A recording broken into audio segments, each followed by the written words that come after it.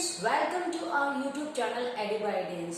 तो आज हम आपको करा रहे हैं quick revision for term 2 exam of micro economics. तो सेशन 2021 में हमारा जो टर्म 2 एग्जाम होने वाला है मई में, अब उसका हम रिवाइज करवा रहे हैं आपको मैक्रो इकोनॉमिक्स के टॉपिक। देखिए स्टूडेंट, यहाँ पे 7 चैप्टर कवर होते हैं मैक्रो इकोनॉमिक्स में, जो कि आपके टर्म 2 में आ रहे हैं।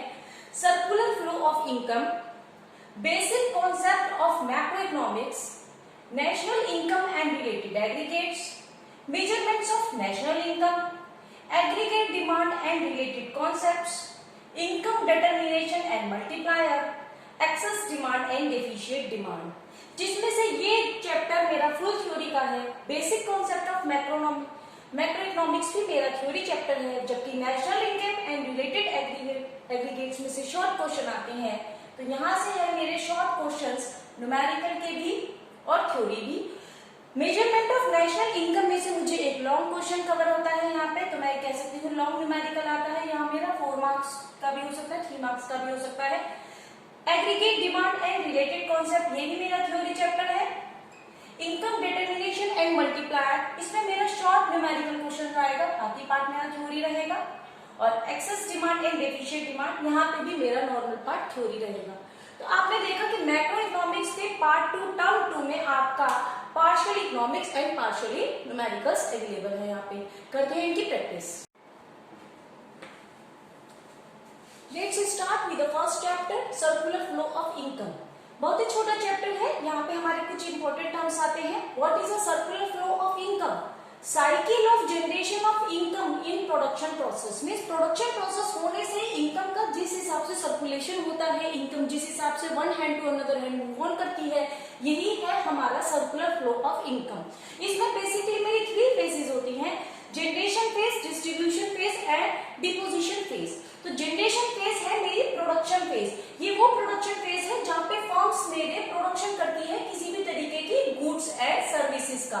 मींस गुड्स एंड सर्विसेज का प्रोडक्शन करेगी और इसके लिए वो क्या करेगी, फैक्टर ऑफ प्रोडक्शन को एक्यूमुलेट करेगी, अपने पास लाएगी, एक सेटअप लगाएगी, एक फैक्ट्री लगाएगी या मैन्युफैक्चरिंग यूनिट लगाएगी, और उसके बाद वो प्रोडक्शन करेगी किसी पर्टिकुलर गुड या सर्विस का। Then after my distribution phase, जिसको हम इनकम फेज भी कहते हैं, इसमें फर्म फैक्टर की पेमेंट करती है। फैक्टर पेमेंट क्या थी हमारी, जो फैक्टर ऑफ प्रोडक्शन हमने लिए थे, यानी लैंड ली थी तो रेंट देगी, कैपिटल लगाई है तो इंटरेस्ट देगा, बिजनेस एंटरप्रेन्योरशिप लगाया है तो फिर प्रॉफिट मिलेगा, और अगर लेबर दी है तो उसके बदले में उसे वेजेस दी जाएगी। तो इन शॉर्ट यहाँ पे डिस्ट्रीब्यूशन फेस किया जाएगा, यानी जो जो फैक्टर ऑफ प्रोडक्शन उसने हायर किए थे उनकी पेमेंट यहाँ पे की जा रही है। Then after my deposition phase, जिसे एक्सपेंडिचर फेस कहते हैं, जब हमने गुड्स एंड सर्विस का प्रोडक्शन किया तो कंज्यूमर यानी कि वो लोग जिनके पास इस सोर्स में इनकम आई, वो वापस फर्म का गुड्स एंड सर्विस खरीदेंगे, यानी कंजप्शन करेंगे। तो यहाँ पे जब वो कंजप्शन करेंगे तो पैसा घूम के वापस फैक्ट्री के पास यानी मैन्युफैक्चरिंग यूनिट के पास चला जाएगा। तो देखिए यहाँ पे सबसे पहले इसने source of factor of production को कलेक्ट किया, कुछ प्रोडक्शन किया, फैक्टर ऑफ प्रोडक्शन को कलेक्ट करने पे उसने इनको पेमेंट करी, और पेमेंट करने के बाद जो गुड्स एंड सर्विस बनाया वो मार्केट में बेचा और उससे इनको दोबारा इनकम मिली। तो घूम के पैसा ऐसे सर्कुलेशन होके वापस मैन्युफैक्चरिंग यूनिट्स के पास आ जाता है, जिससे वो फर्दर मोर प्रोडक्शन करते हैं। यहाँ पे मेरे बार बार 2 टर्म्स यूज होते हैं, flow variable and stock variable. Flow variables are dynamic in nature, they are measured over a period of time. Means ये हमेशा चेंज होते रहेंगे, तो इसकी वैल्यू निकालने के लिए जैसे नदी में बहता हुआ पानी या टैप से खुला हुआ पानी, यानी ये इसकी आपको अगर इसको मेजर करना है तो आप एक पर्टिकुलर टाइम 5 मिनट 10 मिनट के लिए ही कर सकते हैं, अदरवाइज ये चलता रहेगा, कभी ज्यादा कभी कम। तो यहाँ पे ये डायनामिक इन नेचर होता है फ्लो वेरिएबल, ये over a period of time he calculate किया जाता है। जैसे नेशनल इनकम, देश की नेशनल इनकम कितनी है, ये होती रहेगी, आती रहेगी, खर्चे होते रहेंगे, जाती रहेगी, तो एक पर्टिकुलर टाइम पे नहीं निकाल सकते, सिर्फ एक ओवर अ पीरियड, जैसे किसी 1 महीने 2 महीने 1 साल या ऐसे ही निकाली जा सकती है। Then after my stock variable they are static in nature, यानी जो ये फिक्स होते हैं, तो इसीलिए हम इन्हें पर्टिकुलर पॉइंट पे निकालते हैं। जैसे एट 31 मार्च 2022 में कहूं कि मेरे देश की नेशनल हेल्थ क्या थी, या मेरे देश का कोई एक पर्टिकुलर चीज क्या थी, किसी बंदे की एज जैसे फ्लो वेरिएबल है, एज हर वक्त बढ़ती रहेगी, पर एक पर्टिकुलर टाइम पे मैं आपकी कह सकती हूँ कि आपकी आज के डेट में कितनी एज है, तो वहां तक मेरा ये स्टॉक वेरिएबल में कन्वर्ट हो जाएगा। Then after my real flow, जिसको फिजिकल फ्लो भी कहते हैं, और नॉमिनल फ्लो जिसे मनी फ्लो, जिसे नॉमिनल फ्लो भी कहते हैं। तो रियल फ्लो में बार्टर सिस्टम, मैं कह सकती हूँ एक तरीके का बार्टर सिस्टम है जिसमें चीजें एक्सचेंज हो रही है, चीजें एक्सचेंज हो रही है मैन्युअली चीजों की अदला बदली हो रही है। अदला बदली होने की वजह से यहाँ पे जैसे ए पर्सन फैक्ट्री में सर्विस करता है, बी जिस फैक्ट्री है जिसका भी प्रोडक्शन करती है वो उसे वो सामान दे देती है, यानी कि यहाँ पे कोई भी एक ऐसे टर्म नहीं है जो इन्हें मेजर कर सके। दोनों एक दूसरे के संग फिजिकल फ्लो कर रहे हैं, यानी कि रियल फ्लो कर रहे हैं। ये इसे सर्विस देता है और बी जो भी प्रोडक्शन करता है वो ए को दे देता है। जैसे पुराने जमाने में होता था, किसान खेतों में जाता था, खेती करता था, और जो जमींदार होते थे वो उन्हें उस खेत में से प्रोडक्शन होने वाली सामान का कुछ पोर्शन दे देते थे। देन आफ्टर मनी फ्लो, जिसे नॉमिनल फ्लो कहते हैं, यहाँ पे मनी का इंट्रोडक्शन हो चुका है। अब जब किसान खेत में काम करेगा तो उसे सामान नहीं मिलेगा, गुड्स एंड सर्विस नहीं मिलेगी, उसको बदले में पैसा मिलेगा। और यहाँ पे जब भी वो जमींदार अपना सामान मार्केट में बेचेगा तो उसे भी बदले में पैसा मिलेगा। तो यहाँ पे मनी बीच में आ चुकी है, यहाँ पे मनी के बदले में सामानों का एक्सचेंज होगा, जैसा कि करंटली आज की इकोनॉमिक्स में होता है। तो ये था हमारा चैप्टर 1 का शॉर्ट डिस्क्रिप्शन। अगर आप इसकी डिटेल देखना चाहते हैं तो आप हमारे वीडियो में देख सकते हैं। आप अपने कोई भी क्वेश्चन कमेंट सेक्शन में डाल सकते हैं, हम नेक्स्ट वीडियो में उसे कवर करेंगे। चलते हैं अपने नेक्स्ट चैप्टर के पास। तो चलते हैं अपने चैप्टर 2 की तरफ, basic concept of macro economics, जहाँ पे मेरी पहली टर्म आती है डोमेस्टिक टेरिटरी। तो डोमेस्टिक टेरिटरी क्या है? आपका ज्योग्राफिकल फ्रंटायर के साथ, ज्योग्राफिकल फ्रंटायर जो एडमिनिस्ट्रेट करती है आपकी गवर्नमेंट, यानी आपके गवर्नमेंट के कंट्रोल में जो पार्ट्स है वो आपकी डोमेस्टिक टेरिटरी है।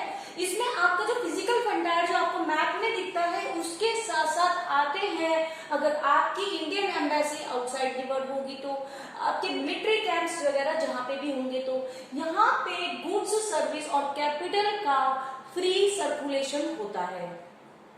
देन आफ्टर नॉर्मल रेजिडेंट कौन है? वो लोग जो मेरी कंट्री में रहते हैं, मोर देन 1 ईयर रहते हैं, और जिनका economic interest, source of earning हमारी ही कंट्री होगा, वो कहलाएंगे नॉर्मल रेजिडेंट। फ्रेंड्स, यहाँ पे नॉर्मल रेजिडेंट की डेफिनेशन क्यों सीखना जरूरी है? क्योंकि इन्हीं लोगों की इनकम से हम अपनी कंट्री की नेशनल इनकम को कैलकुलेट करने वाले हैं। तो वो लोग जो हमारी कंट्री में मोर देन 1 ईयर रहेंगे और जिनका इकोनॉमिक इंटरेस्ट यानी कि सोर्स ऑफ अर्निंग भी हमारी ही कंट्री होगा, they will call the normal resident of India.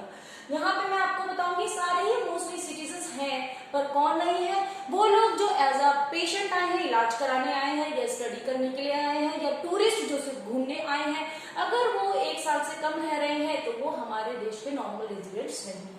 Then factor income received by the factor of production. मेरे फैक्टर ऑफ प्रोडक्शन क्या थे? लैंड, लेबर, कैपिटल और एंटरप्रेन्योरशिप। तो ये सब मेरे फैक्टर ऑफ प्रोडक्शन थे। अगर मेरे को फैक्टर ऑफ प्रोडक्शन रेंडर करने पे, देने पे जो सोर्स ऑफ इनकम होता है वो मेरा फैक्टर इनकम कहलाता है। मींस मान लीजिए मेरे पास लैंड है, मैंने रेंट पे दी है, मैंने किराए पे दिया, जो उससे मुझे रेंट रिसीव्ड होगा it will call my factor income. मैंने किसी फैक्ट्री में मेहनत करी है, लेबर प्रोवाइड करी है, तो मुझे वेजेस मिलेंगे, that is my factor income. अगर मैंने कहीं इन्वेस्टमेंट करी है, पैसा लगाया है, कैपिटल लगाई है, उससे मुझे इंटरेस्ट मिलता है, उधार दिया है, तो वो मेरा फैक्टर इनकम है। साथ में एंटरप्रेन्योरशिप, यानी अगर मैंने बिजनेस लगाया है तो बिजनेस इन रिटर्न्स मुझे जो प्रॉफिट देता है वो भी मेरा फैक्टर इनकम का पार्ट है। अब apart from the factor income एक टर्म आता है यहाँ पे transfer income without rendering any service, यानी फ्री की कमाई। अभी फ्री की कमाई कैसे होती है? जो भी गिफ्ट्स मिलते हैं, ग्रांट्स मिलते हैं, जो किसी तरीके की हेल्प होती है, या फिर यूनिलेटरल ट्रांजैक्शन, यूनि मतलब एक तरफा ट्रांजैक्शन जो हमें फ्री में इधर से उधर मिलती है। आपने देखा होगा भारत में भी कई देशों की हेल्प करता है, जैसे इस वक्त लंका में इकोनॉमी का क्राइसिस चल रहा है, तो वहां पे भारत ने जो सपोर्ट किया है तो वो उनके लिए एक तरीके का यूनिलेटरल ट्रांजैक्शन है। यानी एक कंट्री दूसरे कंट्री को जो एड असिस्ट करती है, हेल्प करती है, दे आर कॉल्ड यूनिलेटरल। ये फ्री की होती है, बिना किसी सर्विस के प्रोवाइड करी हुई, just like gifts. Then after final goods, वो गुड्स जो या तो कंजप्शन के लिए होती है या इन्वेस्टमेंट के लिए होती है। जैसे पिज्जा, बर्गर, दूध अगर मैं खाने के लिए लेती हूँ तो वो कंजप्शन पर्पस के लिए है। अगर घर खरीदती हूँ, गाड़ी खरीदती हूँ, ज्वेलरी खरीदती हूँ इन्वेस्टमेंट हिसाब से, तो these are called my final goods. ये out of the production boundary होती है। Out of the production boundary means इनका प्रोडक्शन हो चुका है, इनमें अब और कुछ नहीं प्रोडक्शन होना। तो out of the production boundary है, ये रेडी टू कंज्यूम है, इन्हें आप खरीद के या तो कंज्यूम कर लीजिए या इन्वेस्ट कर दीजिए, they are called my final goods. Whereas intermediate goods, देखिए किसी भी चीज के प्रोडक्शन के लिए आपको जिन रॉ मटेरियल की जरूरत बार बार पड़ती है, they are called my intermediate goods. या तो हम इनको खरीदते हैं प्रोडक्शन के लिए, जैसे एक शुगर की कंपनी है, शुगर कंपनी शुगर केन क्यों खरीदेगी? चीनी बनाने के लिए। और चीनी बनाने के लिए अगर वो शुगर केन खरीदती है या कुछ सीरम्स खरीदती है या फिर कुछ केमिकल्स या कुछ भी खरीदती है, तो वो उसके लिए इंटरमीडिएट गुड है। या फिर रीसेल करने के लिए, यानी कि अब सपोज करिए कि अगर कोई एक बेकरी है, वो केक बनाती है, तो वो केक का जो सामान यूज कर रही है वो भी इंटरमीडिएट गुड है। अब वो केक को या किसी और चीज को, बनी बनाई चीज को खरीदती है, अपनी बेकरी पे रखती है और उसे फर्दर रीसेल कर देती है, तो वो भी रीसेल पर्पस के लिए ली गई है, तो वो भी इंटरमीडिएट गुड है। Then my consumption goods, consumption goods वो गुड्स है जो सेटिस्फाई करती है वांट्स को डायरेक्टली, यानी जो कंज्यूमर होता है वो उनको कंज्यूम करता है और डायरेक्ट सेटिस्फैक्शन उसको मिलता है। ये वही सेटिस्फैक्शन है जो 11th क्लास में यूटिलिटी हमने पढ़ा था। तो कंजप्शन गुड जब कोई कंज्यूमर यूज करता है तो उसे सेटिस्फैक्शन मिलता है, तो हम इन्हें कंजप्शन गुड्स कहते हैं। देन आफ्टर आता है मेरा कैपिटल गुड्स। देखिए प्रोडक्शन करने के लिए मुझे प्लांट, मशीनरी और बहुत सारी इन्वेस्टमेंट करनी पड़ेगी कुछ प्रोडक्शन करने के लिए, वही सामान मेरा कैपिटल गुड्स कहलाता है। यानी कि ये मेरे प्रोडक्शन के लिए जरूरी आइटम्स है, तो ये वो गुड्स एंड सर्विसेज है जिसका मुझे जरूरत है प्रोडक्शन करने के लिए, ये मेरी एक तरीके की इन्वेस्टमेंट होती है।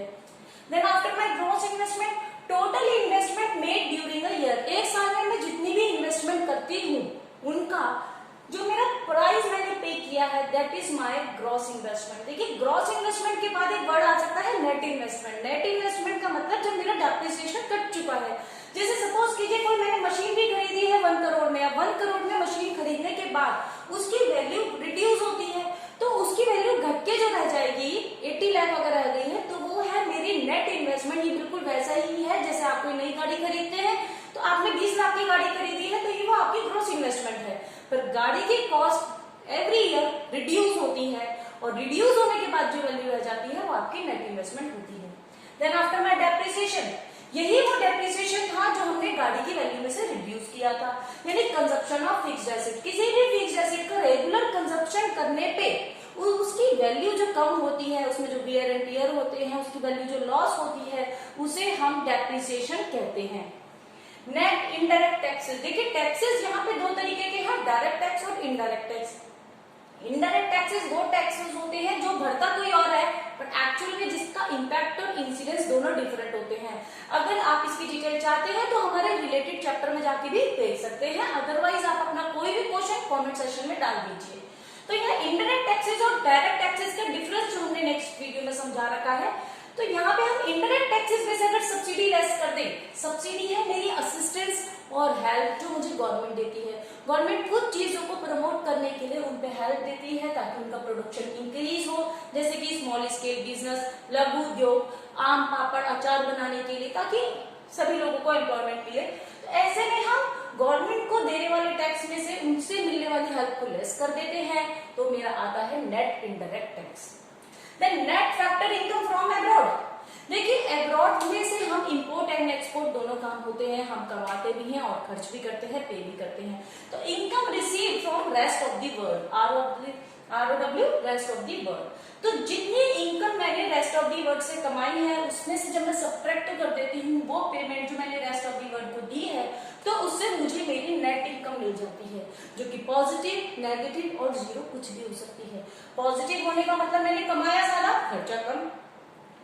Net factor income from abroad zero होने का मीन्स दोनों सेम है, जितना कमाया उतना ही खर्च किया। और नेगेटिव होने का मीनिंग है आई पेड मोर, यानी मैंने खर्चा ज्यादा किया है, इनकम कम करी है विदेशों से।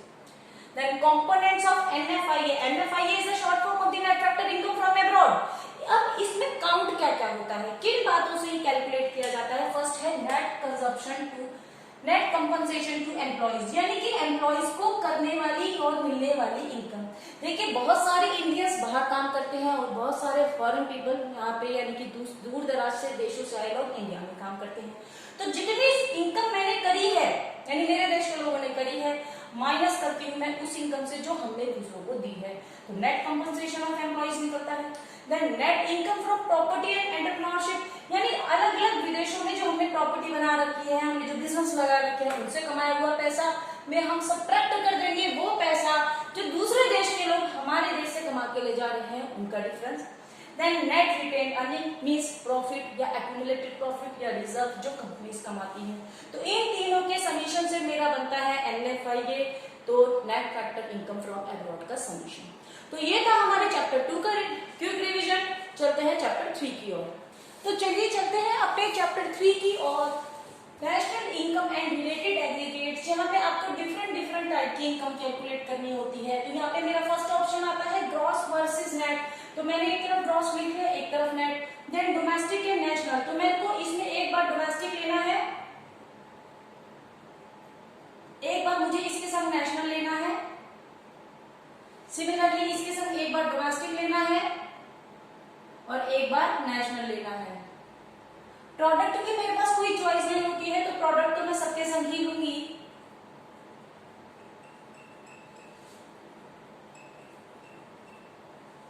देन आफ्टर मेरे पास आता है मार्केट प्राइस और फैक्टर कॉस्ट, तो इसके भी मेरे पास दो केस हो गए, मार्केट प्राइस फैक्टर कॉस्ट। इसके भी दो केस हो गए, market price factor cost, market price factor cost, market price factor cost. तो मेरा इस तरीके से कैसे बन जाता है, देखिए G for gross, D for domestic, P for product, एक मार्केट प्राइस का, एक फैक्टर कॉस्ट का।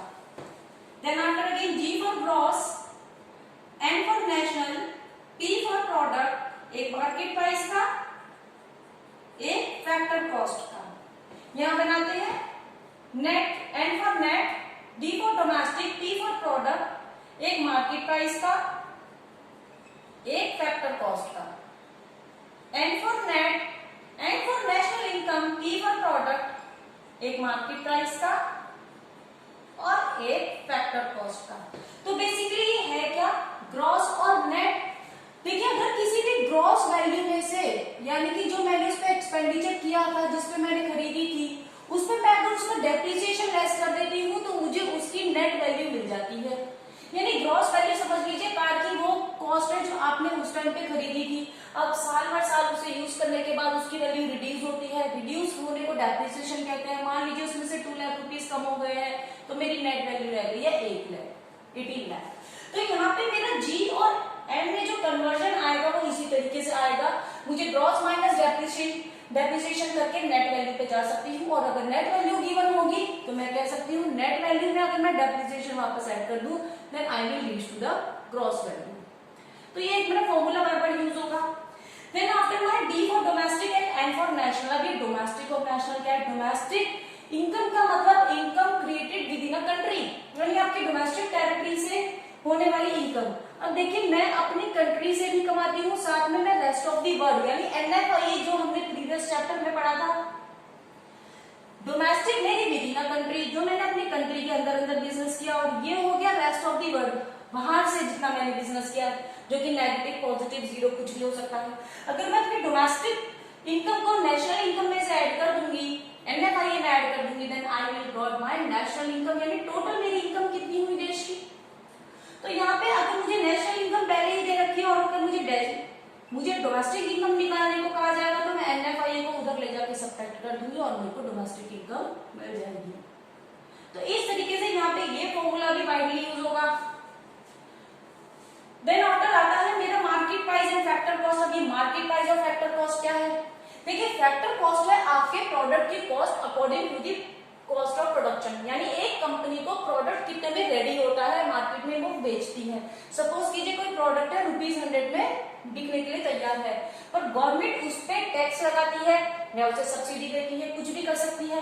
तो यहाँ पे मैं बोलूंगी कि मेरा मार्केट प्राइस क्या होगा, मार्केट प्राइस होगा मेरा किसी भी प्रोडक्ट का उसकी फैक्टर कॉस्ट में अगर मैं उसका NIT यानी नेट इनडायरेक्ट टैक्स ऐड करूंगी तब, यानी मार्केट में वो प्रोडक्ट कितने रुपए पे बिकेगा उसके लिए मुझे उसके फैक्टर कॉस्ट में NIT को ऐड करना होगा। और ये NIT क्या था, इनडायरेक्ट टैक्स माइनस सब्सिडी, जिसमें NIT में कैसे निकालूंगी, टैक्स में से सब्सिडी को लेस करके। ये भी मेरा पॉजिटिव नेगेटिव जीरो कुछ भी हो सकता है। जैसे गवर्नमेंट सिर्फ टैक्स लगाती है तो NIT will be positive, government जितना टैक्स लगाती है उतनी ही सब्सिडी भी मिल रही है तो वो जीरो हो गया, या गवर्नमेंट टैक्स नहीं लगाती और सिर्फ सब्सिडी देती है तो मेरा NIT और नेगेटिव हो गया। तो यहाँ पे मेरे NIT की वैल्यू और NFIA की वैल्यू नेगेटिव पॉजिटिव कुछ भी हो सकती है। डेप्रिसिएशन लगेगा तो या तो जीरो लगेगा, अदरवाइज इसकी वैल्यू से पॉजिटिव ही होगी। तो यहाँ पे मेरे नेशनल इनकम निकालने के 4 कंपोनेंट्स आ जाते हैं।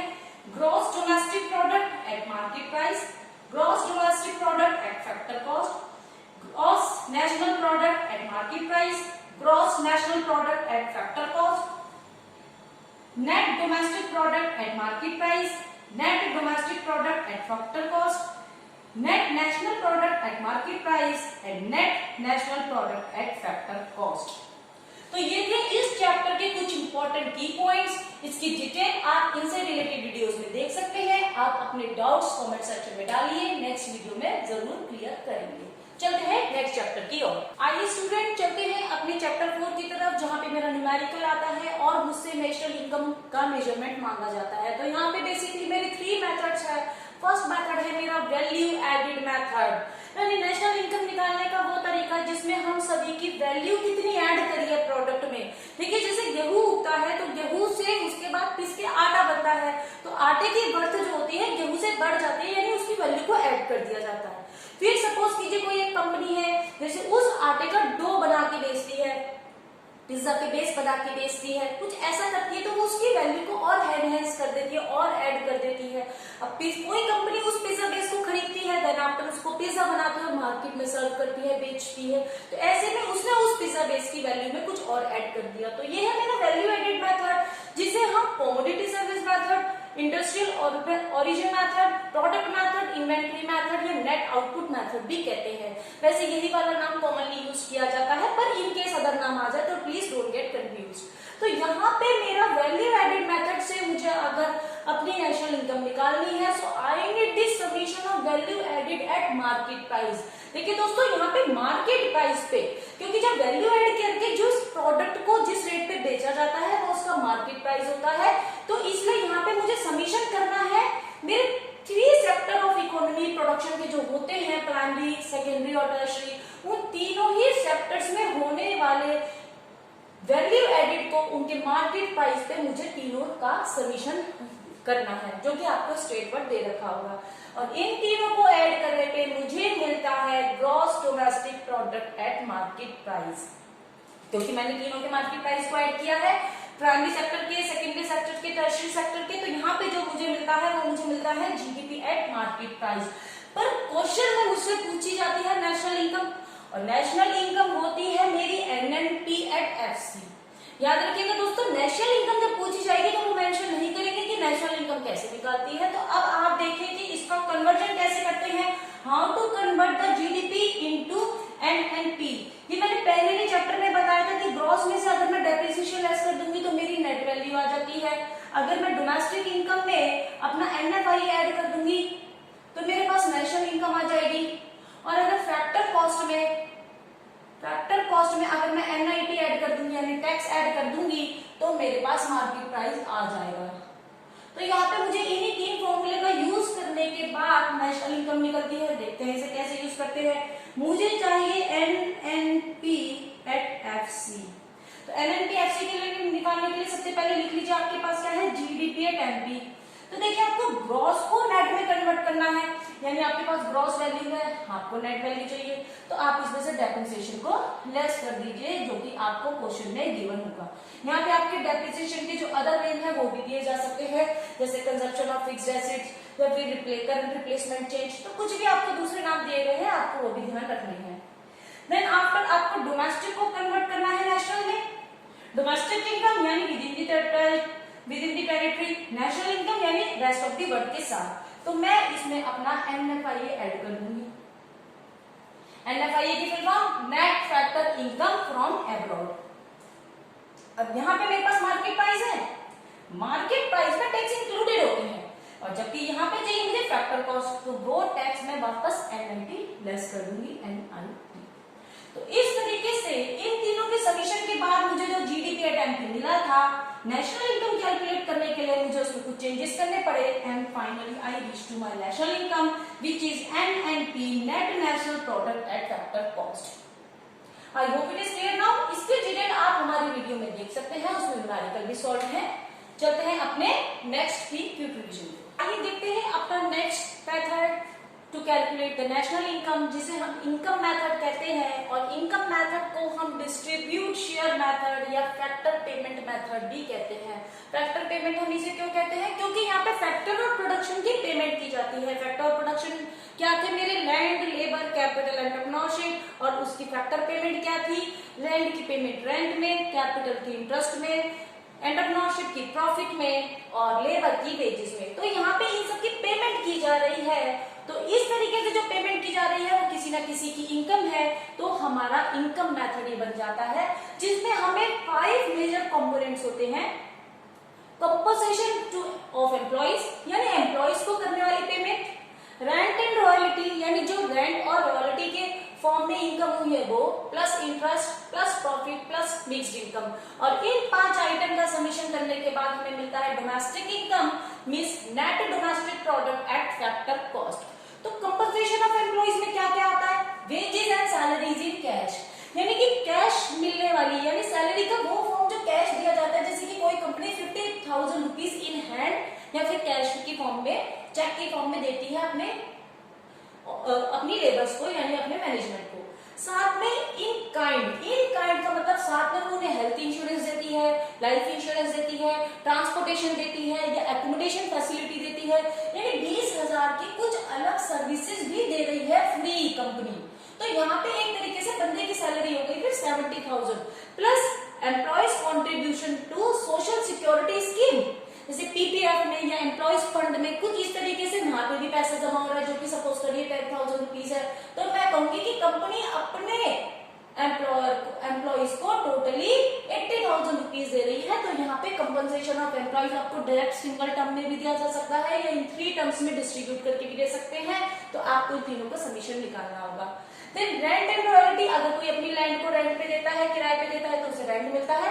रॉयल्टी का मतलब समझ लीजिए किसी भी तरीके की फॉर्म या माइन आपके पास है और आप उसको as a royalty, in return of royalty आप इसको राइट दे रहे हैं कि तुम मेरे खेत पे आके माइनिंग कुछ भी खेती कर सकते हो या माइनिंग कर सकते हो, तो इस तरीके से आप ओनरशिप दे रहे हैं किसी को लीज पे kind of. Then after interest, आप अपनी कैपिटल किसी को दे रहे हैं, पैसा दे रहे हैं, इन्वेस्टमेंट कर रहे हैं, आपको बदले में इंटरेस्ट मिलता है।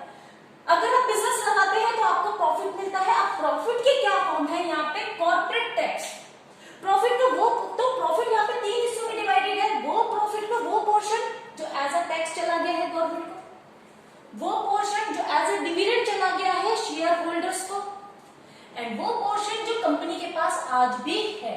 सपोज कीजिए यहाँ पे कंपनी ने 100 करोड़ रुपीस कमाए, तो 10 करोड़ का उसका टैक्स चला गया, 20 करोड़ उसके डिविडेंड में चले गए, और बाकी 70 करोड़ रुपए, 70 लाख रुपीस अगर उसके पास है, तो इतना 70% उसके पास बचा हुआ है, तो ये उसकी रिटेन अर्निंग है जो उसने अभी उठा के रख रखी है। तो प्रॉफिट में भी यहाँ पे आपको डायरेक्ट वैल्यू भी गिवन हो सकती है या फिर उनके 3 पार्ट्स में डिवाइड भी कर सकते हैं, आपको उसका समीशन खुद निकालना होगा। फिर आता है मेरा मिक्स्ड इनकम। मिक्स्ड इनकम मेरी वो है जो ऑन अकाउंट होल्डर्स यानी कि अपना अकाउंट जो खुद बनाते हैं, जिनकी इनकम का कोई श्योरिटी गवर्नमेंट को नहीं होती, जैसे स्मॉल शॉपकीपर्स, चाहे वो रिटेलर हो या होलसेलर हो या फिर कोई फार्मर, इनका कोई अकाउंट नहीं बनता, ये अपने अकाउंट खुद क्रिएट करते हैं, खुद अपनी इनकम फाइल करते हैं, इन्फॉर्म करते हैं गवर्नमेंट को, तो ऐसे लोगों की इनकम फिक्स्ड इनकम में कहलाती है। तो इन पांचों के समीशन से मुझे मिलता है gross domestic income. Domestic income is with in the country. आप देख रहे हैं यहाँ पे मुझे नेट मिल रही है, यानी डेप्रिसिएशन रिड्यूस है। अब क्वेश्चन में मेरे पास आता है I need to calculate national income. यहाँ तो डोमेस्टिक इनकम मिलती है, but I need to calculate national income. अब क्या करना है, आइए करते हैं कन्वर्शन के लिए मुझे यहाँ पे क्या गिवन है, एनडीबी। देखिए नेट है, नेट में ही है, यानी ग्रॉस और डोमेस्टिक में नेट और ग्रॉस में कोई डिफरेंस नहीं है। वैसे मैं फॉर्मूला लिख देती हूँ, अगर ये केस ये चेंज होता तो ग्रॉस में से जब मैं डेप्रिसिएशन लेस करती हूँ तो मेरी नेट वैल्यूज आ जाती है, पर यहाँ तो पहले ही मेरी नेट वैल्यूज है, तो मुझे इस फॉर्मूले को यूज करने की कोई जरूरत नहीं पड़ी। Then after my domestic income वो इनकम जो विद इन टेरिटरी होती है, और साथ में एनएफआई यानी income from rest of the abroad. जब मैं इसे कैलकुलेट ऐड करती हूँ दोनों को, तो मैं नेशनल इनकम पे पहुंच जाती हूँ। यहाँ पे भी मुझे यही करना है। यहाँ पे मुझे डोमेस्टिक इनकम गिवन है, और अगर डोमेस्टिक इनकम गिवन है मुझे नेशनल इनकम पे जाना है, so I need to add NFIA. अब तीसरा टर्म आता है मेरा फैक्टर कॉस्ट। फैक्टर कॉस्ट में जब मैं नेट इनडायरेक्ट टैक्सेस ऐड करती हूँ तो मेरा मार्केट प्राइस निकलता है, पर यहाँ पे मुझे पहले ही क्वेश्चन फैक्टर कॉस्ट पे देता है और नेशनल इनकम भी फैक्टर कॉस्ट पे चाहिए होती है, so I don't need to make any further changes. तो सिर्फ एनएफआईए ऐड करने पे ही मैं नेशनल इनकम पे पहुंच जाती हूँ। इसके न्यूमेरिकल के लिए भी हमने वीडियो अपलोड कर रखा है, आप जाके इसके न्यूमेरिकल की प्रैक्टिस देख सकते हैं। Let's move to another method. तो मेजरमेंट ऑफ नेशनल इनकम में मेरा थर्ड मेथड है एक्सपेंडिचर मेथड। हम एक्सपेंडिचर मेथड के थ्रू भी कैलकुलेट कर सकते हैं नेशनल इनकम। एक्सपेंडिचर जो होता है किसी एक पर्सन का एक्सपेंडिचर दूसरे पर्सन की इनकम ही होता है, तो यहाँ पे भी मेरा आंसर सेम आता है। तो यहाँ मेरे 4 कंपोनेंट्स है, private final consumption expenditure plus government final consumption expenditure plus gross domestic capital formation and plus net export. तो प्राइवेट फाइनल कंजप्शन एक्सपेंडिचर का मतलब प्राइवेट लोगों यानी कि हाउस होल्ड, गवर्नमेंट को छोड़ के प्राइवेट सेक्टर ने, हाउस होल्ड ने या फिर वो फर्म्स ने जो प्रॉफिट मोटिव के हिसाब से नहीं काम करती, नॉन प्रॉफिट ऑर्गेनाइजेशंस होती है, वो जितना कमाती है कंजप्शन एक्सपेंडिचर पे खर्च करती है अपनी डे टू डे रन करने के लिए बिजनेस या लाइफ, तो उन दोनों का summation private final consumption expenditure होता है। यानी कि हाउस होल्ड अपने ऊपर कितना खर्च करता है और नॉन प्रॉफिट ऑर्गेनाइजेशन अपने ऊपर कितना खर्च करती है। Then government final consumption expenditure, देखिए गवर्नमेंट भी इकोनॉमी को रन करने के लिए, देश को चलाने के लिए हर तरीके का एक्सपेंडिचर करती है। वो सैलरीज पे, पेमेंट, हर चीज पे खर्च करती है, साथ में वो इंफ्रास्ट्रक्चर भी करती है, इन्वेस्टमेंट भी करती है।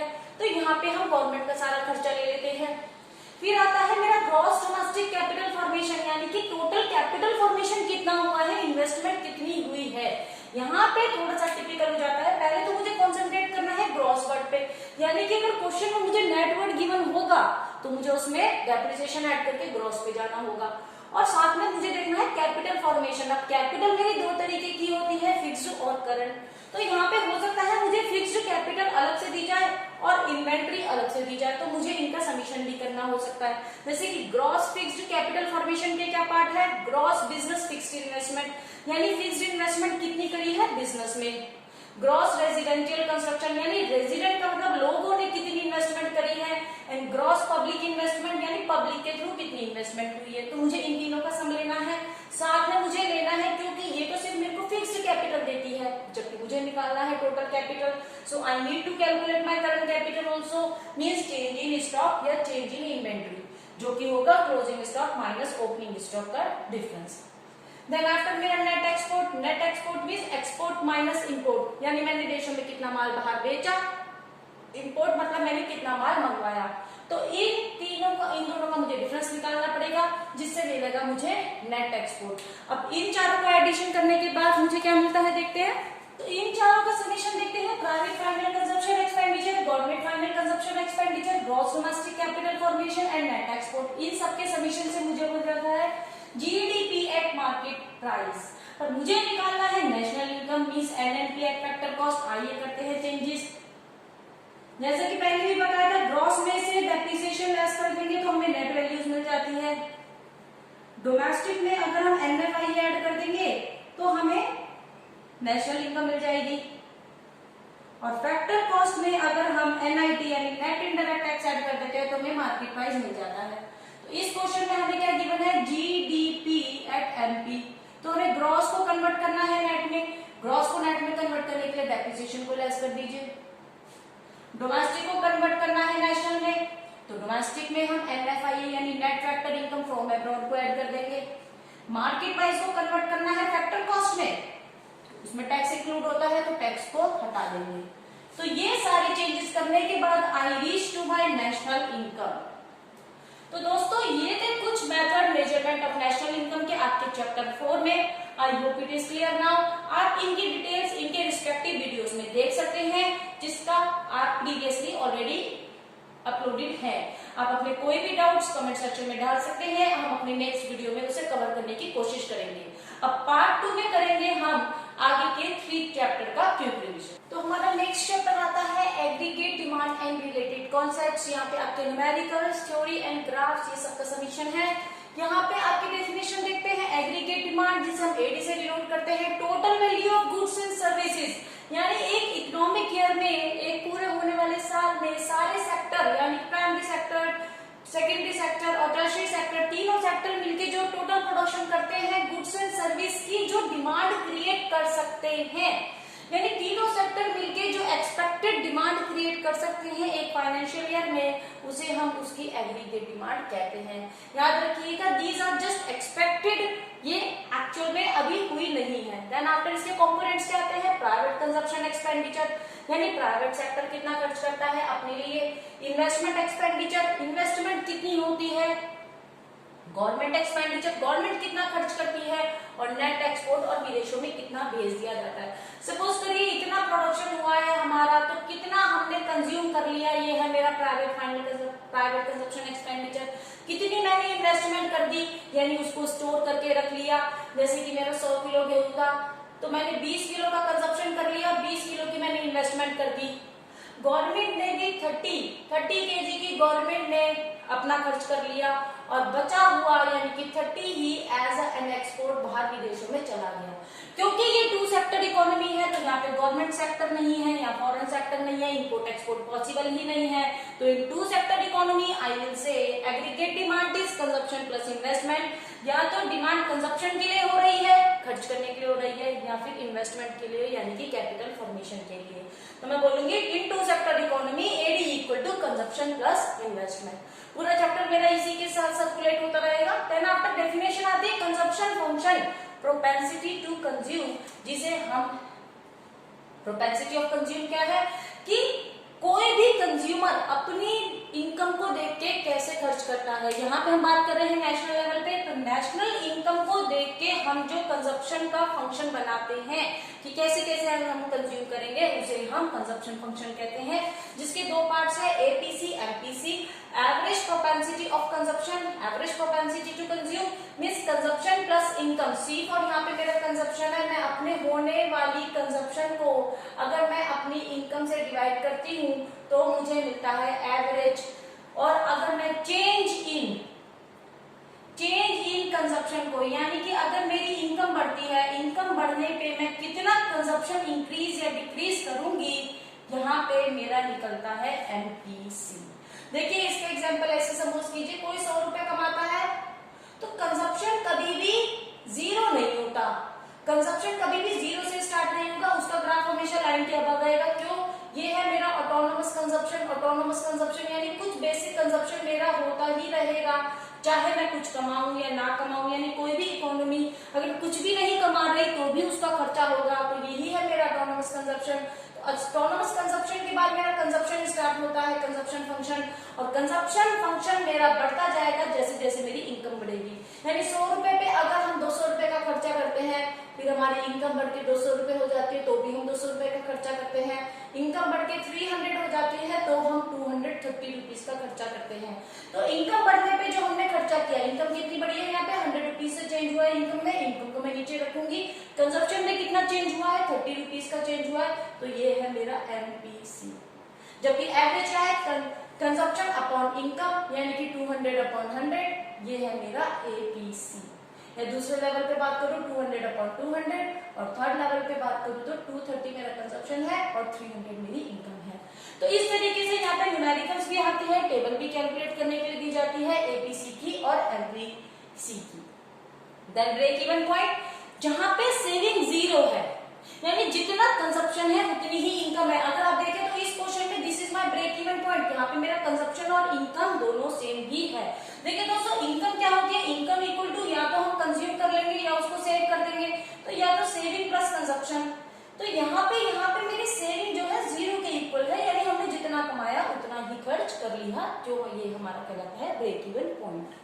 देन आफ्टर आता है मेरा saving function, functional relationship between saving and income. Means income के अकॉर्डिंगली मैं कितनी सेविंग करती हूँ वो मेरा सेविंग फंक्शन कहलाता है। सेविंग का ग्राफ कैसा होता है, देखिए सेविंग जीरो होगी at zero level of income. अगर किसी की इनकम जीरो है इकोनॉमी में तो सेविंग भी जीरो होगी, जबकि कंजप्शन में ऐसा नहीं होता। कंजप्शन का ग्राफ था कुछ इस तरीके से, कंजप्शन क्योंकि कभी भी जीरो नहीं होता, तो हम लिख सकते हैं कि consumption equal to autonomous consumption plus functional, यानी वो कंजप्शन जो मेरा होगा ही होगा, साथ में वो कंजप्शन मेरा जो एमपीसी से यानी मेरी इनकम से रिलेटेड होगा। तो कंजप्शन यहाँ पे इन दोनों का समीशन होता है, जबकि सेविंग होता है मेरा जीरो लेवल ऑफ इनकम पे जीरो, तो उसके बाद भी जीरो हो सकता है। तो यहाँ पे मेरा सेविंग फंक्शन में दो चीजें कैलकुलेट करने के लिए आती है, APC average propensity to save and MPS marginal propensity to save.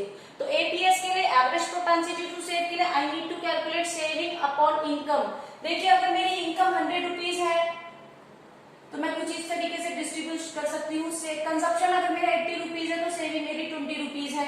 अगर मेरी इनकम 200 रुपीज है, सेविंग मेरी अगर 130 रुपीज है, तो कंजप्शन अगर 130 रुपीज है तो सेविंग मेरा 70 रुपीज है। तो मुझे एपीसी निकालने के लिए जैसे कि इस पॉइंट पे बात करूं तो 70 अपॉन 200 करना होगा। Then after MPC marginal propensity, यानी सेविंग इनकम में कितने चेंज होने पे सेविंग में कितना चेंज होता है। जैसे इस पॉइंट पे देखते हैं, यहाँ पे सेविंग में कितना चेंज हुआ है, पहले सेविंग 20 रुपीज थी, अब 70 हो गई, तो 70 माइनस 20 चेंज इन सेविंग है मेरा 50 रुपीज। और जबकि इनकम में कितना चेंज हुआ है, इनकम में चेंज हुआ है मेरा, पहले थी 2 अब 200 हो गई है, पहले 100 थी तो 100 रुपीज, तो मेरा एमटीएस है 1/2। तो इस तरीके के दोस्तों यहाँ पे कुछ ग्राफ्स और न्यूमेरिकल्स आते हैं, उन्हें पढ़ना मत भूलिएगा। देन आफ्टर मेरी इन्वेस्टमेंट, इन्वेस्टमेंट का मतलब मैं जब कोई नई कैपिटल फॉर्मेशन करती हूँ, कोई नई एसेट खरीदती हूँ, तो उसको मैं इन्वेस्टमेंट कहती हूँ। इन्वेस्टमेंट मेरी बेसिकली 2 टाइप्स की है यहाँ पे, induced investment, autonomous investment. Induced investment is totally influenced by the income. यहाँ पे इन्वेस्टमेंट तभी की जाएगी जब इनकम अच्छी होगी, और उसी मोटिव से की जाएगी जहाँ पे प्रॉफिट या फिर रिटर्न्स के चांस ज्यादा होंगे, जो कि मोस्टली प्राइवेट सेक्टर करता है। देखिए प्राइवेट सेक्टर वहां पे पैसा लगाता है जहाँ पे उसको प्रॉफिट रिटर्न्स अच्छे मिलते हैं। तो इंड्यूस्ड इन्वेस्टमेंट का ग्राफ कुछ इस तरीके का होता है कि जैसे जैसे इनकम बढ़ती है वैसे वैसे इन्वेस्टमेंट भी बढ़ा दी जाती है, ये इस तरीके का। जबकि ये है मेरा ऑटोनोमस इन्वेस्टमेंट, यानी कि ये कर्ज होती ही रहेगी, ये मोस्टली गवर्नमेंट सेक्टर करता है। गवर्नमेंट सेक्टर ये नहीं देख सकता, जैसे सड़कें बनाना, कुएं खुदवाना, डैम बनाना, तो वो इरिस्पेक्टिव ऑफ द प्रॉफिट किया जाता है, यानी उसका मोटिव प्रॉफिट नहीं होता। तो इस तरीके से इंड्यूस्ड इन्वेस्टमेंट का ग्राफ एक्स एक्सिस के पैरेलल स्ट्रेट लाइन रहता है। फिर आता है मेरा पॉइंट एक्स एंड सेविंग, यानी plan to save at different income. हम कितनी इनकम पे कितनी सेविंग करने का प्लान बनाते हैं, वो है हमारा, वही है हमारा एक्स एंड सेविंग। याद रखिएगा ये सिर्फ प्लान है, एक्चुअली प्रमोट नहीं हुआ है, यानी कोई भी इकोनॉमी से प्लान कर रही है कि अगर इनकम इतनी होगी तो इतनी सेविंग की जाएगी। सिमिलरली एक्स एंड इन्वेस्टमेंट, यानी वो इन्वेस्टमेंट जो हम प्लान करते हैं डिफरेंट इनकम लेवल पे, यानी इनकम लेवल अगर मेरा 100 है तो मेरी इन्वेस्टमेंट कितनी होगी, अगर इनकम लेवल 200 है तो मेरी इन्वेस्टमेंट कितनी होगी। Ex post saving, this is the actual saving done. देखिए यहाँ पे हमने 20 सेविंग प्लान करी थी, पर एक्चुअली सेविंग मोर भी हो सकती है और लेस भी हो सकती है। ऐसे 200 इनकम पे हमने 150 सेविंग प्लान करी है, विच कैन बी लेसर और more. Similarly, ex post investment, actual investment done according to the income earned. यानी जब हम इनकम को कमा लेते हैं उसके बाद जब हम एक्चुअल में इन्वेस्टमेंट करते हैं वही होती है मेरी एक्स पोस्ट इन्वेस्टमेंट। जैसे यहाँ पे मैंने इन्वेस्टमेंट 50 का प्लान किया था, पर मेरे पास कमी के कारण मैं 25 कर पाई या मैंने पैसा सेविंग करके ज्यादा 65 का इन्वेस्टमेंट कर दिया। फुल एम्प्लॉयमेंट, वो लोग जो काम करना चाहते हैं करंटली प्रिवेलिंग वेजेस पे और जिनको काम मिल भी जाता है, यानी अगर लोग काम करना चाहते हैं उस वेजेस पे और उन्हें काम मिल जाए तो situation is called my full employment. और इनवॉलेंट्री मतलब इच्छित स्वैच्छिक अनएम्प्लॉयमेंट, बेरोजगारी वो बेरोजगारी है जहां पे लोग काम करना चाहते हैं उस पर्टिकुलर बेसिस पे पर उनको काम नहीं मिलता। सॉरी, इनवॉलेंट्री अनएम्प्लॉयमेंट यानी कि वो सिचुएशन जहां पे लोग काम तो करना चाहते हैं और वेजेस पे रेडी भी है पर उन्हें काम नहीं मिल रहा है। तो ये था मेरा कुछ इंपॉर्टेंट पॉइंट्स, की points of the chapter aggregate demand and related concept के। आप इसका डिटेल वीडियो हमारे चैनल पे देख सकते हैं। Let's come to next chapter. चलिए दोस्तों, चलते हैं अपने next chapter income determination and multiplier में, जहां आपको 2 अप्रोचेस सीखनी है इक्विलिब्रियम की। तो पहली अप्रोच है मेरी एडीएएस अप्रोच, जो कहती है अगर एग्रीगेट डिमांड इक्वल होगा एग्रीगेट सप्लाई के तो वो मेरा इक्विलिब्रियम है। तो यहाँ पे हम ग्राफ बनाते हैं। एडी जो कि समीशन है कंजप्शन प्लस इन्वेस्टमेंट का और एएस जो कि समीशन है सेविंग प्लस इन्वेस्टमेंट का। यहाँ पे एएस ग्राफ आपका 45 डिग्री पे बनता है और एडी ग्राफ आपका अबव द ओरिजिन बनता है, क्योंकि यहाँ पे मेरा ऑटोनोमस कंजप्शन इंक्लूडेड है जो कि जीरो लेवल ऑफ इनकम पे भी जीरो नहीं होता। तो इनका पॉइंट ऑफ इंटरसेक्शन जैसे कि ई पॉइंट पे यहाँ हो रहा है, यही है मेरा पॉइंट ऑफ इक्विलिब्रियम। अब क्या होगा अगर मेरा डिमांड, यहाँ पे देखिए जैसे कि यहाँ पे मेरा अगर एडी मोर है एएस से, यहाँ पे मेरा अगर एडी मोर हो जाएगा, जैसे ये पॉइंट है यहाँ पे मेरा एडी मोर है एएस से, यानी कि डिमांड ज्यादा है सप्लाई कम है। देखिए जब मार्केट में डिमांड ज्यादा होगी सप्लाई कम होगी, और तो यहाँ पे प्रोडक्शन यूनिट को इंक्रीज कर दिया जाएगा और फैक्ट्री बनाई जाएगी और प्रोडक्शन किया जाएगा और धीरे धीरे प्रोडक्शन बढ़ जाएगा, यानी कि सप्लाई बढ़ जाएगी और सप्लाई के बढ़ते ही मेरा पॉइंट ऑफ इक्विलिब्रियम पे मैं आ जाऊंगी। Then after if my AD is lesser than AS, यानी मेरी मार्केट में डिमांड कम है सप्लाई ज्यादा है, ऐसे में शटडाउन होना स्टार्ट हो जाएगा प्रोडक्शन यूनिट का, यानी प्रोडक्शन यूनिट धीरे धीरे बंद हो जाएगी क्योंकि स्टॉक बढ़ने लगेगा, इन्वेंट्री इंक्रीज हो जाएगा, जिसकी वजह से आगे प्रोडक्शन कम हो जाएगा और यहाँ पे प्रोडक्शन कम होने से मार्केट में सप्लाई कम हो जाएगी और वापस मैं इक्विलिब्रियम पॉइंट पे आ जाऊंगी। देन मेरी सेकंड अप्रोच आती है saving plus saving and investment approach, जो कि कहती है अगर मेरा सेविंग इक्वल होगा इन्वेस्टमेंट पे तो मेरा पॉइंट ऑफ इक्विलिब्रियम होगा। इसका ग्राफ देखते हैं, कुछ इस तरीके से होगा। सेविंग देखिए मेरी नेगेटिव जाती है, नेगेटिव सेविंग क्यों होती है, जैसे जीरो लेवल ऑफ इनकम है, मान लीजिए मेरी इनकम कुछ नहीं है और मेरा कंजप्शन कुछ ना कुछ जरूर होगा तो यहाँ पे मेरी सेविंग -20 पे चली गई। देन आफ्टर मेरी इनकम 20 हो गई या 10 हो गया मेरा इनकम, तो मेरा कंजप्शन अभी भी 20 है, मेरी सेविंग -10 है। अब 20 होते ही मेरी कंजप्शन 20 हो गई तो सेविंग मेरी 0 हो गई। तो यहाँ पे मेरा वो पॉइंट है जहाँ पे मेरी सेविंग नेगेटिव है, नेगेटिव सेविंग चल रही है इस पॉइंट पे मेरी, यहाँ इस पॉइंट पे मेरी सेविंग 0 है और इस पॉइंट पे ग्रेटर देन 0 है। जबकि मेरा कंजप्शन कैसा चलता है, अब इन्वेस्टमेंट की बात करते हैं। इन्वेस्टमेंट मेरा यहाँ पे ऑटोनोमस इंड्यूस इन्वेस्टमेंट, यहाँ पे हमारे इन्वेस्टमेंट की दो टर्म्स थी, इंड्यूस एंड ऑटोनोमस। एक इनकम से रिफ्लेक्टेड होता है, दूसरा नहीं होता है। तो यहाँ पे मैंने इंड्यूस इन्वेस्टमेंट लिया है, यानी मेरा investment irrespective of the income रहेगा, प्रॉफिट मोटिव नहीं रहेगा, इन्वेस्टमेंट रेगुलर एक सेम स्टेज पे होता रहेगा। तो यहाँ पे ये मेरा पॉइंट ऑफ इक्विलिब्रियम है जहां पे मेरा इन्वेस्टमेंट इक्वल है सेविंग के। फुल एम्प्लॉयमेंट इक्विलिब्रियम देखते हैं इनके graphs.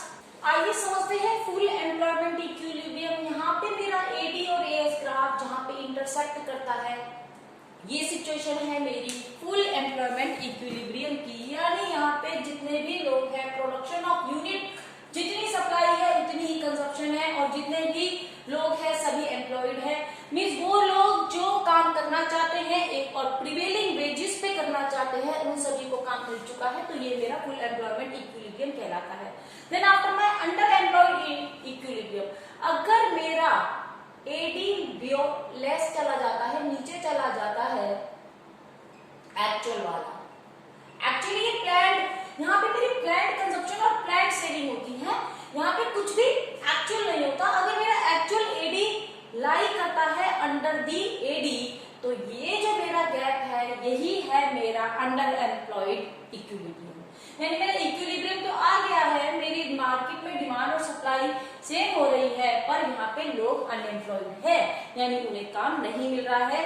We need to produce more, हमें और प्रोडक्शन यूनिट बढ़ाने की जरूरत है ताकि लोगों को एम्प्लॉयमेंट मिल पाए। देन ओवरफुल एम्प्लॉयमेंट बियॉन्ड चला जाता है, अगर मेरा एडी डिमांड मेरी ज्यादा है और भी ज्यादा, तो यहाँ पे मेरा ये जो गैप कहलाता है ये ओवरफुल एम्प्लॉयमेंट गैप कहलाता है, यानी यहाँ पे प्रोडक्शन यूनिट के लिए जरूरत से ज्यादा लोग अप्लाइड है। देखते हैं फिर मनी मल्टीप्लायर, इन्वेस्टमेंट मल्टीप्लायर, ये एक रिलेशनशिप है initial increment in the investment and resulting increment in income. देखिए क्या होता है, जैसे जैसे हम अपनी इन्वेस्टमेंट बढ़ाते हैं तो हमें इनकम भी हमारी बढ़ जाती है, यानी इन्वेस्टमेंट बढ़ाने के लिए हम पहले इनकम बढ़ती है तो हम इन्वेस्टमेंट बढ़ाते हैं, और इन्वेस्टमेंट बढ़ाते हैं तो हमारी इन रिटर्न्स वापस इनकम मिल जाती है। तो के मतलब यहाँ पे है मेरा इन्वेस्टमेंट मल्टीप्लायर, जिसकी वैल्यू होती है 1/1 minus MPC. MPC means marginal propensity of consumption. याद रखिएगा किसी का एक का कंजप्शन दूसरे की इनकम का कारण बनता है। तो अगर मैं बोलती हूँ कि कंजप्शन से ही तो इनकम बढ़ सकती है, और हमने प्रीवियस चैप्टर में पढ़ा था marginal propensity of consumption plus marginal propensity of saving equal to 1। ये कैसे था मेरा, consumption plus saving equal to थी मेरी इनकम की। अब मैंने चेंज ले लिया, change of consumption plus change in saving equal to change in income आ जाता है मेरा। और अगर मैं इसे चेंज इन वाई से दोनों तरफ डिवाइड कर देती हूं ऐसे, तो यहाँ पे मेरा 1 आ जाता है, और ये मेरा क्या बन जाता है, मार्जिनल प्रोपेंसिटी ऑफ कंजप्शन, और ये है मेरा मार्जिनल प्रोपेंसिटी ऑफ सेविंग। तो इस तरीके से मैं कह सकती हूँ कि मेरा एमपीसी और एमपीएस का सम 1 के इक्वल होता है। तो 1 माइनस एमपीसी क्या होगा मेरा, एमपीएस के इक्वल। तो आई विल से कि मार्जिनल प्रोपेंसिटी ऑफ सेविंग और इन्वेस्टमेंट मल्टीप्लायर एक दूसरे के रेसिप्रोकल है, इनके बीच में इनवर्स रिलेशनशिप है, यानी जितनी ज्यादा सेविंग होगी, सेविंग जितनी ज्यादा होगी, इन्वेस्टमेंट मल्टीप्लायर उतना ही कम होगा। क्योंकि जब लोग सेव कर लेंगे, खर्च ही नहीं करेंगे, एक्सपेंडिचर ही नहीं होंगे, तो इन्वेस्टमेंट भी कम रिटर्न्स देगी।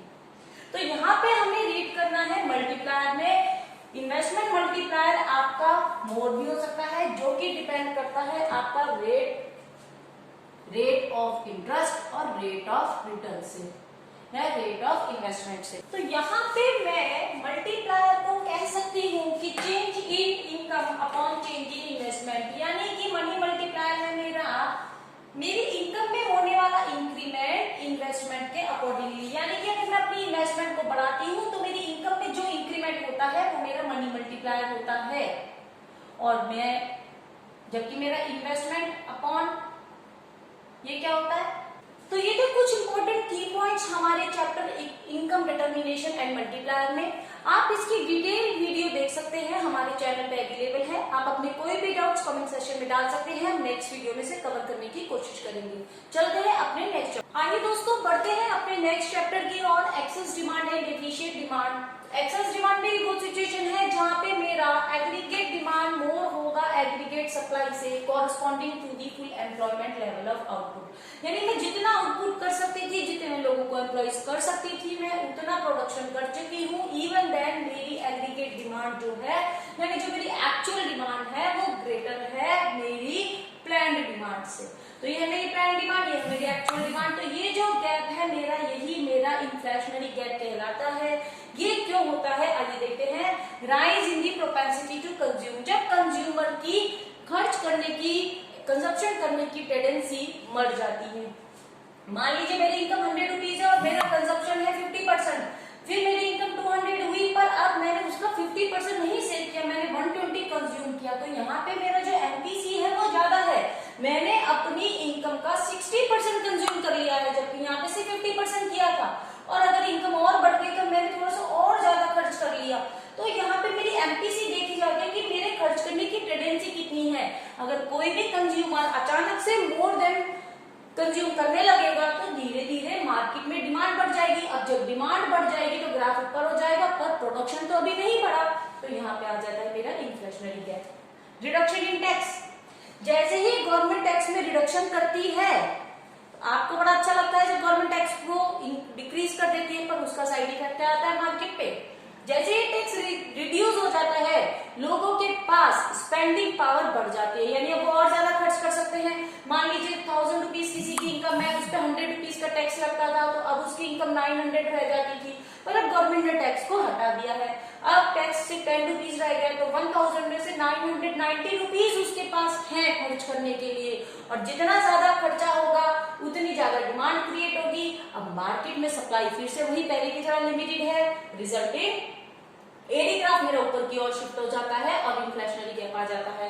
Increase in the government expenditure, government अपना एक्सपेंडिचर बढ़ा देती है, मींस इन्वेस्टमेंट करने लगती है, कभी डैम बनाती है, कभी लोगों की सैलरी बढ़ाती है, कभी कोई और सर्विस प्रोवाइड करती है, तो अपनी पॉलिसीज पे गवर्नमेंट खर्च कर रही है। अब जब गवर्नमेंट खर्च करेगी तो मार्केट में तो डिमांड क्रिएट होगी ना, तो same situation. Increase in the investment, अब लोग इन्वेस्टमेंट करने के लिए हैबिचुअल हो गए हैं, और ज्यादा गोल्ड, और ज्यादा फर्म, और ज्यादा गाड़ियां, कुछ इस तरीके से इन्वेस्टमेंट कर रहे हैं, मार्केट में डिमांड बढ़ा रहे हैं, पर सप्लाई आज भी लिमिटेड है, सो एडी ग्राफ मेरा ऊपर चला गया। फॉल इन इंपोर्ट, यहाँ पे अब मेरा बाहर से फॉरेन से आने वाली गुड्स का इंपोर्ट बंद हो गया है। अच्छा, फॉरेन से गुड्स नहीं आ रही है एक्स्ट्रा, तो मेरी अपनी डिमांड बढ़ जाएगी, मुझे डोमेस्टिक गुड्स को ही ज्यादा खरीदना है, जिसकी वजह से एडी मेरा ऊपर शिफ्ट हो गया। राइज इन एक्सपोर्ट, या फिर मेरे प्रोडक्ट्स का, डोमेस्टिक प्रोडक्ट का एक्सपोर्ट बढ़ गया है, और एक्सपोर्ट बढ़ने की वजह से उनकी डिमांड बढ़ गई है। फिर आता है मेरा डेफिशिट फाइनेंसिंग, मींस मार्केट में मनी सप्लाई बढ़ गया है, यानी लोगों के हाथ में पैसा आ गया है, चाहे वो लोन के थ्रू आया हो या किसी और थ्रू आया हो। तो डेफिशिट फाइनेंसिंग, मार्केट में मनी सप्लाई बढ़ने के कारण लोगों के पास पैसा बढ़ गया है, जिसकी वजह से डिमांड बढ़ गई है। तो ये देखिए इन्फ्लेशनरी गैप के इफेक्ट्स क्या क्या होंगे। नंबर 1, आउटपुट पे क्या इफेक्ट रहेगा। देखिए आउटपुट नहीं बढ़ाया जा सकता, क्योंकि आउटपुट तब बढ़ाया जाएगा जब एम्प्लॉयमेंट बढ़ाया जाएगा, यानी कि और नई यूनिट लगाई जाएगी, पर प्रोडक्शन तो अपनी पहली मैक्सिमम स्टेज पे है, तो ना ही मेरा आउटपुट बढ़ेगा, ना ही मेरा एम्प्लॉयमेंट बढ़ा सकते हैं, क्योंकि मैंने तो पहले ही फुल एम्प्लॉयमेंट लेवल है मेरा, सभी लोग पहले ही एम्प्लॉयड है। तो यहाँ पे मेरा रिजल्ट क्या होगा, मेरे प्राइस बढ़ने लगेंगे, यानी प्राइस हाइक होगा। देखते हैं नेक्स्ट सिचुएशन। तो आइए देखते हैं अब हम डेफिशिट डिमांड। डेफिशिट डिमांड मेरी वो सिचुएशन है जहां पे मेरा एडी लेसर है, एडी मेरा कम है, यानी डिमांड मेरी कम है, एग्रीगेट सप्लाई थे, तो यहाँ पे ग्राफ जो होगा मेरा AD graph under the equilibrium point होगा। ये जो मेरा पॉइंट ई इक्विलिब्रियम पॉइंट था, इसके नीचे मेरा एक्चुअल एडी ग्राफ बनेगा। तो यहाँ जो मेरा गैप आता है इसे हम डिफ्लेशनरी गैप कहते हैं। इनके रीजन देखते हैं। Fall in the propensity to consume, यहाँ पे कंज्यूमर ने जरूरत से कम खर्च करना शुरू कर दिया है, और जब वो खर्च ही नहीं करेगा तो डिमांड नहीं बनेगी, डिमांड नहीं बनेगी तो अपने आप डिमांड कम हो जाएगी। इंक्रीमेंट इन टैक्स, इनकम उतनी ही थी, गवर्नमेंट ने टैक्स बढ़ा दिया, टैक्स बढ़ाने से प्रोपेंसिटी टू कंज्यूम अपने आप कम हो जाएगी, क्योंकि कोई खर्च कैसे करेगा, टैक्स में ज्यादा अमाउंट चला गया है तो भी डिमांड कम हो जाएगी। Decrement in the government expenditure, अब गवर्नमेंट अपने को भी कम एक्सपेंड कर रही है, यानी कम डैम बना रही है, कम स्कूलों की फीस जा रही है, नई कंस्ट्रक्शन कम कर रही है, जिसकी वजह से डिमांड कम हो रही है। डिक्रीज इन इन्वेस्टमेंट, यहाँ पे इन्वेस्टमेंट भी कम हो रही है। राइज इन इंपोर्ट, इंपोर्ट ज्यादा होने लगा है तो अपने डोमेस्टिक गुड्स की डिमांड कम हो रही है। फॉल इन एक्सपोर्ट, और एक्सपोर्ट भी कम हो गया है, तो जो माल बन रहा था उसकी डिमांड भी कम हो गई है। तो ये थे कुछ मेरा reason of the deflationary gap के। अब देखते हैं हम इसके इफेक्ट्स क्या होंगे, आउटपुट पे इसका क्या इफेक्ट होगा। देखिए धीरे धीरे जब माल बिकना बंद हो जाएगा तो इन्वेंट्री बढ़ने लगेगी और आउटपुट को रिड्यूस किया जाएगा। प्राइस भी कम हो सकते हैं चीजों के। और अनएम्प्लॉयमेंट, यानी कि अनएम्प्लॉयमेंट बढ़ेगा, एम्प्लॉयड, क्योंकि जब फैक्ट्री शटडाउन होगी तो अनएम्प्लॉयमेंट क्रिएट हो जाएगा, अनएम्प्लॉयमेंट यहाँ पे क्रिएट हो जाएगा। तो दोस्तों ये था हमारा quick access to the all chapter of term 2 class 12 of macroeconomics. I hope it is clear now. आप अपने डिटेल सारा वीडियोस में अवेलेबल है, आप देख सकते हैं, उसमें न्यूमेरिकल्स भी समझाए गए हैं। आप अपने कोई भी डाउट्स कमेंट सेक्शन में डाल सकते हैं, हम अपने नेक्स्ट वीडियो में उसे कवर करने की पूरी कोशिश करेंगे। तो बने रहिएगा एडु गाइडेंस के साथ, जहां पे आपको मिलता है आपकी सभी academic solutions. Thank you so much for watching it. अगर आपने हमारे चैनल को सब्सक्राइब नहीं किया है तो प्लीज रेड बटन दबा के इसे सब्सक्राइब कीजिए, ताकि आने वाले नेक्स्ट वीडियो की इंफॉर्मेशन आपको मिल जाए। Thank you so much.